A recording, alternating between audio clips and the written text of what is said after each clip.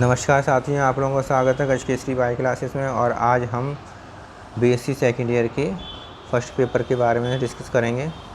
इसमें हमने बायोडायवर्सिटी के बारे में समझा दिया था और उसकी कुछ ये ब्रांचेस होती हैं।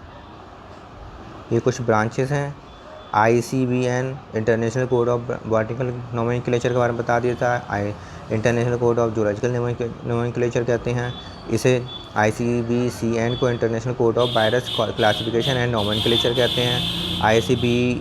ICN-B इसे international code of nomenclature of bacteria कहते हैं।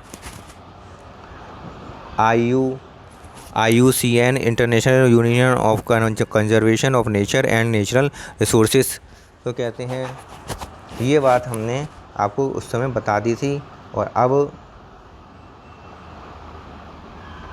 ये भी हमने आपको पढ़ा दिया था कि नोमेनक्लेचर किसे कहते हैं, इसकी परिभाषा क्या है। किसी ऑर्गेनिज्म की खोज के बाद वर्गीकरण में सही स्थान निर्धारित करके उसे एक नाम देना नोमेनक्लेचर कहलाता है।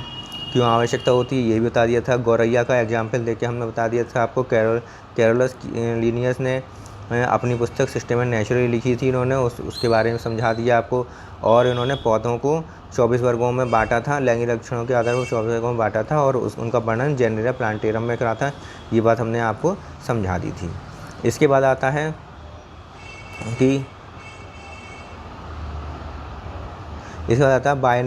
Binomial nomenclature. इसके बारे में हमने आपको बता दिया था कि इसमें दो नाम रखे, दो नाम, इसका जो स्पेसिफिक नाम जो होता है, वैलिड नाम जो रखा जाता है, बायोलॉजिकल नेम जो लिखा जाता है, उसमें दो पार्ट होते हैं। पहला भाग जो होता है, पहला शब्द जो होता है उसे जीनस कहते हैं और बाद वाले शब्द को, सेकंड शब्द जो होता है उसे स्पेसिफिक एपिथेट कहते हैं, स्पीसीज कहते हैं। ठीक है। तो इस जो स्पीसीज प्लांटेरम में बायनोमियल नोमेनक्लेचर सिस्टम सबसे पहले कार्बन लिने ने स्पीसीज प्लांटेरम में अपनी पुस्तक स्पीसीज प्लांटेरम में इसका वर्णन किया था और जो प्रकाशित करी थी 1 मई 1753 में इसको प्रकाशित किया गया था। ठीक है। तो ये सब हम आपको बता चुके हैं। इसके बाद अब नेक्स्ट आता है rules of binomial nomenclature. Rules के बारे में बताना रह गया था। रूल्स जो है इसमें binomial nomenclature Latin Greek word में होने चाहिए। पहला रूल तो यही है, सबसे मेन इम्पोर्टेंट रूल है कि लैटिन शब्दों में होना चाहिए या फिर ग्रीक शब्दों में होना चाहिए। तो जो बायनोमियल नोमेनक्लेचर जो है वो या तो लैटिन शब्दों में या ग्रीक शब्दों में इसका वर्डों में होना चाहिए। प्रत्येक ऑर्गेनिज्म का एक नाम होना चाहिए जिसका पहला वर्ड जीनस तथा दूसरा वर्ड स्पीसीज होना चाहिए। तो ये दूसरा रूल है। इस दूसरे रूल को हम इस तरह से पढ़ सकते हैं कि जैसे कि हम बायनोमियल नोमेनक्लेचर में पहले बताया था कि कैरोलस लिनियस ने जो नाम रखे थे वो उसमें पहला जो शब्द था वो जीनस था, दूसरा जो शब्द था वो स्पीसीज था। तो वही रूल है कि इसमें दो नाम होते हैं जिसमें पहला वर्ड जो होता है वो जीनस होता है और दूसरा वाला जो वर्ड होता है वो स्पीसीज होता है। यही होना चाहिए प्रत्येक ऑर्गेनिज्म में, इसी तरह से नाम रखने चाहिए। तीसरा नियम देख लेते हैं। तीसरा नियम कहता है कि प्रत्येक ऑर्गेनिज्म का नाम इटैलिक लेटर में प्रिंट होना चाहिए। इटैलिक प्रिंटर कैसा होता है? इटैलिक जो लेटर होते हैं वो तिरछे होते हैं, तिरछे अक्षर होते हैं। जैसे कि जो मैं लिखता हूँ इटैलिक, इस तरह से तिरछे शब्द होते हैं, इन्हें कहते हैं इटैलिक। तो जो प्रिंट होता है किताब में, जो प्रिंट होता है वो इटैलिक लेटर में होना चाहिए, तिरछे शब्दों में होना चाहिए। और जब हम हाथ से लिखते हैं तब उन्हें हैंड राइटिंग में जब देखते हैं, हाथ से जब लिखते हैं तब उन्हें अंडरलाइन करना चाहिए। दोनों शब्दों को, जीनस को भी अंडरलाइन करना चाहिए, स्पीसीज को भी अंडरलाइन करना चाहिए। इसके बाद अगला रूल देख लेते हैं। अगला रूल में क्या रहता है कि नाम के पहले वर्ड में, मतलब जीनस का जो पहला अक्षर होता है वो कैसा होना चाहिए? पहला लेटर कैसा होना है? कैपिटल होना चाहिए और स्पीसीज का पहला लेटर स्मॉल होना चाहिए। तो जब हम लिखेंगे जैसे धतूरा लिखेंगे तो धतूरा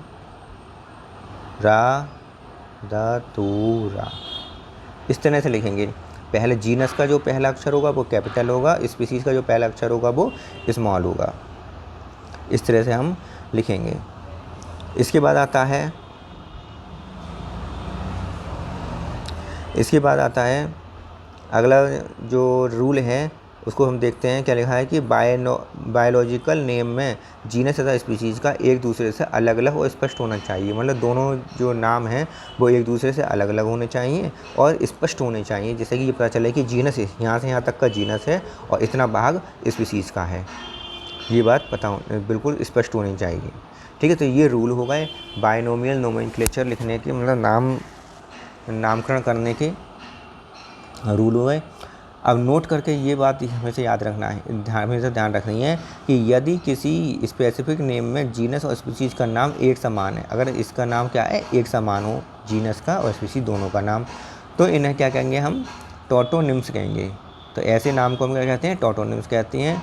इस टाइप का ये स्पेसिफिक नाम जो होते हैं इस प्रकार के, वो जूलॉजिकल नोमेनक्लेचर में तो वैलिड होते हैं, जूलॉजिकल नोमेनक्लेचर में तो वैलिड होते हैं, लेकिन ये बॉटनिकल नोमेनक्लेचर में वैलिड नहीं होते हैं। ठीक है, तो बॉटनिकल नोमेनक्लेचर में ये वैलिड नहीं है, जबकि जूलॉजिकल नोमेनक्लेचर में ये वैलिड होते हैं। इस प्रकार तो ये नोट करने वाली बात है। इसी प्रकार क्या है कि ICBN जो है ICZN से इसी प्रकार भिन्न है, कुछ भिन्न है, थोड़े से कुछ रूल्स हैं वो थोड़े से भिन्न हैं।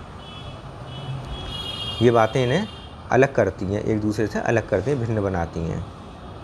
अब ICBN के बारे में हम बात जान लेते हैं कि इस ICBN का फुल फॉर्म क्या है, international code of botanical nomenclature. ICBN के रूल्स पर आधारित टैक्सोनॉमी के महत्वपूर्ण भाग टैक्स आइडेंटिफिकेशन, क्लासिफिकेशन, नोमेनक्लेचर होते हैं।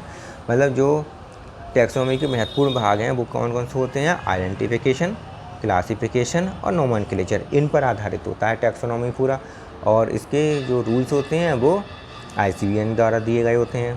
तो ICBN के रूल के अनुसार ही नए ऑर्गेनिज्म का क्लासिफिकेशन या नामकरण किया जाता है। तो जो रूल्स होते हैं वो ICBN के होते हैं, उनके अनुसार ही टैक्सोनॉमी जो पूरी आइडेंटिफिकेशन है, क्लासिफिकेशन, नोमेनक्लेचर, वो सब कुछ उन्हीं के रूल्स के अनुसार, ICBN के रूल्स के अनुसार ही होते हैं। ICBN के रूल्स साइंटिस्ट पहले IBC इंटरनेशनल बॉटनिकल कांग्रेस, ये नाम याद रखना है, इंटरनेशनल कांग्रेस बॉटनिकल कांग्रेस में प्रपोज करते हैं। सबसे पहले तो इंटरनेशनल बॉटनिकल कांग्रेस में प्रपोज करते हैं, उसके बाद ही उसके बाद ही वहाँ से जब प्रस्ताव पूरा हो जाता है तो उसके बाद ही नोमेनक्लेचर का नामकरण की पद्धति कंप्लीट हो पाती है। सर्वप्रथम जो ICBN को बर्लिन बॉटनिकल कांग्रेस 1987 में एक्सेप्ट किया गया था। ठीक है, और अब इसे कहाँ किया था एक्सेप्ट, अब मेलबोर्न बॉटनिकल कांग्रेस 2011 में प्रपोज किया गया। अब जो किया जाता है वो यहाँ किया जाता है, इसलिए इसे हम क्या कहते हैं, मेलबोर्न कोड भी कहते हैं, मेलबोर्न कोड भी कहते हैं।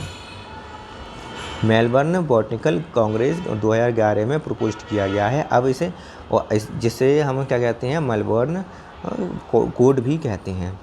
ICBN के रूल को 3 भागों में डिवाइड किया गया है, एक सिद्धांत नियम है और तीसरा है सुझाव। सिद्धांत को प्रिंसिपल कहते हैं इंग्लिश में, नियम को रूल्स कहते हैं और सुझाव को रिकमेंडेशन कहते हैं। अब सबसे पहले सिद्धांत देख लेते हैं कि ICBN का ये मुख्य भाग होता है वो सिद्धांत होता है। इन सिद्धांतों के कारण ही बॉटनिकल नोमेनक्लेचर जूलॉजिकल नोमेनक्लेचर से अलग है और स्वतंत्र है। ठीक है, बॉटनिकल नोमेनक्लेचर जो है वो जूलॉजिकल नोमेनक्लेचर से अलग है, भिन्न है, कुछ रूल्स में, कुछ नियमों में एक दूसरे से अलग हैं ये। और क्यों हैं, क्योंकि इनके सिद्धांत अलग हैं।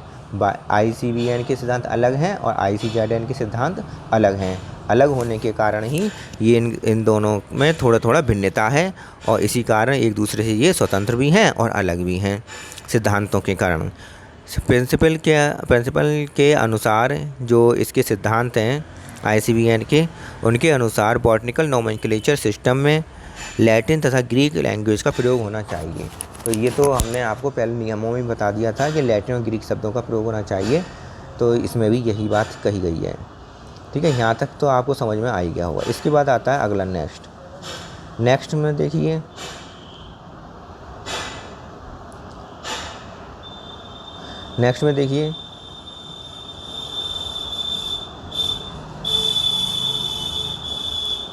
कि रूल्स कौन कौन से हैं ICBN के रूल्स के बारे में। अब पहले हमने प्रिंसिपल पढ़ लिया, अब हम पढ़ेंगे रूल्स। रूल्स में क्या है कि ICBN ने रूल्स को 300 आर्टिकल्स के फॉर्म में इंक्लूड किया गया है। तो उन्होंने जो अपने रूल्स दिए गए हैं वो 300 आर्टिकल्स के रूप में दिए गए हैं। इसके बाद आता है रिकमेंडेशंस। यह ICBN का एक वह पार्ट है जिसमें रूल्स के बारे में एक्सप्लेन किया गया है। रूल्स के बारे में जो एक्सप्लेन किया गया है वो किसके में एक्सप्लेन किया गया है, रिकमेंडेशन में। इसीलिए रिकमेंडेशन क्या होता है, डिफरेंट सिचुएशन में रूल्स को अप्लाई करने में हेल्प करती है। रिकमेंडेशन क्या काम करती है, डिफरेंट सिचुएशन में रूल्स को अप्लाई करने में हेल्प करती है। ठीक है, सहायता करती है। रिकमेंडेशन टैक्सॉन के रूप में प्रपोज किए जाते हैं। रिकमेंडेशन किसके रूप में प्रपोज कहते हैं, टैक्सॉन के रूप में। टैक्सॉन में अर्थात ये पूरी टैक्सॉन, एग्जाम्पल टैक्सॉन का देते हैं, kingdom, division, series, class, order, family, genus और स्पीसीज, ये सारे के सभी क्या हैं, सब मिलाकर टैक्सॉन बनाते हैं। किंगडम सबसे बड़ा होता है और स्पीसीज सबसे छोटा होता है। टैक्सोनॉमी का सबसे बड़ा भाग क्या है, किंगडम, और सबसे छोटा भाग है स्पीसीज। तो ICBN के अनुसार स्पीसीज सबसे छोटा टैक्सोनॉमिक रैंक होता है, और ICBN के अनुसार सफिक्स फिक्स करते हैं जिसकी सहायता से टैक्सोनॉमिक रैंक का सही नेम प्रपोज किया जाता है। ICBN का काम बॉटनिकल रूल्स को प्रपोज करके सही तरीके से अप्लाई करना है। ठीक है, ये इसका काम है।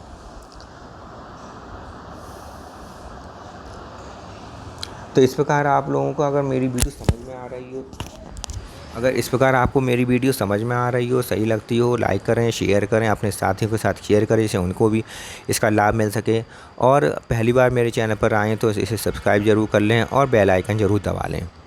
ठीक है, जिससे कि सभी जो भी हम अब वीडियो अपलोड करें उसका सबसे पहले नोटिफिकेशन आपको मिले और आप उसका लाभ उठा सकें। वीडियो का लाइक कर लें और अपने साथियों के साथ शेयर ज़रूर कर लें। ठीक है, धन्यवाद।